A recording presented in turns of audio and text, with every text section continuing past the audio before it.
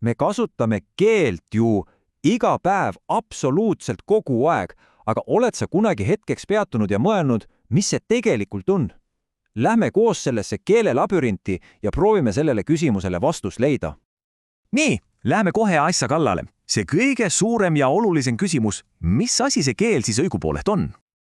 No esiteks, see pole kohe kindlasti ainult rääkimine. Mõtle näiteks stopp-märgile. See on ju puhas keel, eks sulle, annab sulle selge ja konkreetse käsu ilma ühegi häälikuta. See on terve märkide ja sümbolite maailm, mis meid ümbritseb. Ja muidugi, keel areneb pidevalt. Kujuta ette kõiki neid lühendeid. LOL, OMG, need on asjad, mis sündisid internetis, aga on nüüd täiesti tavaline osa meie igapäevasest jutust.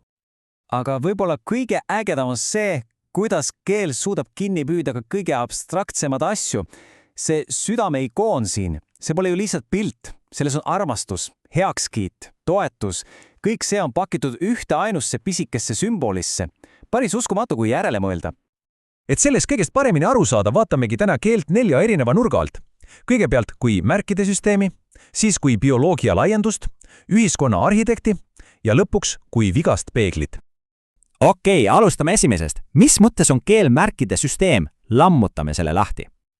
Kõige aluseks on siin semiootika põhiidee, milleks on märk. Ja iga märk koosneb 2 osast. Üks on tähistaja, see on see füüsiline asi, mida sa näed või kuuled, näiteks sõna koer. Ja teine on tähistatav, see on see kontseptsioon, see pilt, mis sul pähe tekib. See karvane 4-aagne sõber. Aga asi läheb veel huvitavamaks, sest ka märgid ise on erinevad. On ikoonid, need on kõige lihtsamad. Pilt sarnaneb asjaga. Jalgratta joonistus, see ongi jalgratas. Siis on sümbolid. Nendega on juba keerulisem. Mõtle vetsusiltidele. Need mehikesed ju tegelikult ei näe välja nagu mehed ja naised, eks. Me oleme lihtsalt kultuuriliselt kokku leppinud, mida need tähendavad. Ja lõpuks on indeksid. Neil on otsene füüsiline seos. Kui näed lumes jalajälgi, siis sa tead, et keegi on sealt kõndinud. Või suits. Suits tähendab alati, et kuskil on tuli. Okei, aga kus see kõik siis tuleb? See märkide süsteem.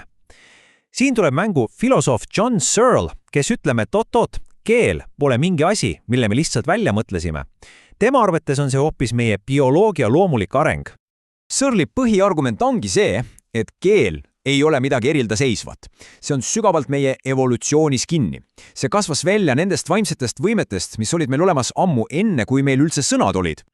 Ja ta toob siin geniaalse näite oma koerast Gilbertist.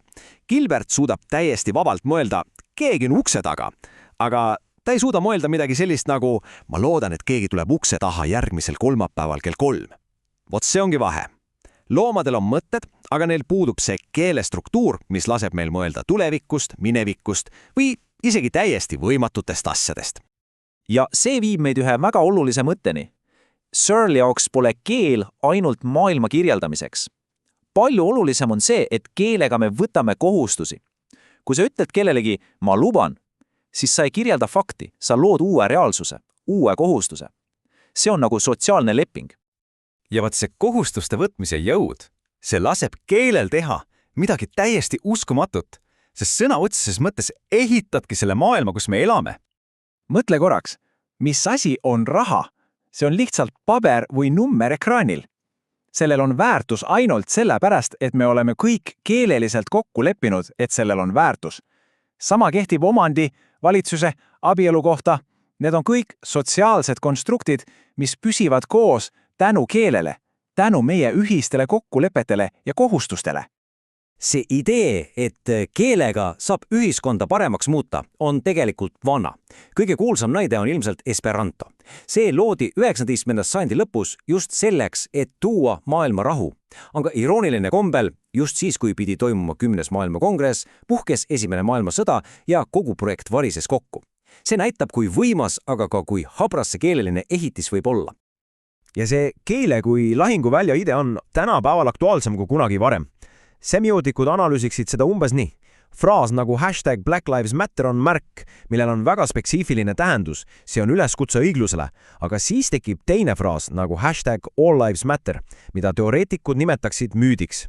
See võtab esialgse märgi, tühjendab selle algsest tähendusest ja kasutab seda ära, et rääkida millestki üldisest, vältides samal ajal seda konkreetset probleemi, millele esimene märk tähelepanu juhtis.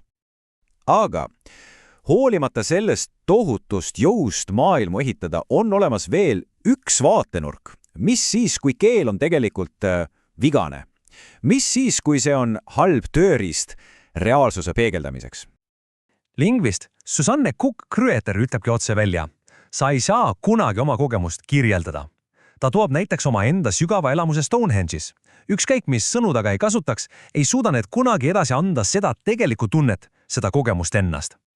Ja seda piiratust me näeme iga päev. Võtame lihtsa sõna, koer. Selle otsene tähendus, denotatsioon, on lihtne. Kodustatud lihasööja imetaja. Aga selle kaasnev tähendus, konnotatsioon, see on igaühe jaoks erinev. Ühe jaoks on see soe mälestus lapsepõlve lemmikloomast, teise jaoks aga hoopis hirmutav mälestus tagaajamisest. Sama sõna, aga kaks täiesti erineva reaalsust. Nii et võtame korraks kokku. Me oleme vaadanud keelt 4 täiesti erineva nurga alt. See on loogiline kood, mida me lahti muugime, see on bioloogiline tööriist, mis on meie endi seest välja kasvanud, see on sotsiaalne jõud, mis ehitab tsivilisatsioone, ja samal ajal on see vigane peegel, mis kunagi täiet pilti ei näita. Ja see kõik jätabki meid ühe suure ja päris keerulise küsimuse ette. Kui meie kõige olulisem suhtlusvahend on ühtaegu nii võimas looja kui ka ebatäiuslik kirjeldaja, siis kuidas me saame üldse kunagi kindlad olla, et me teineteisest päriselt sügavuti aru saame?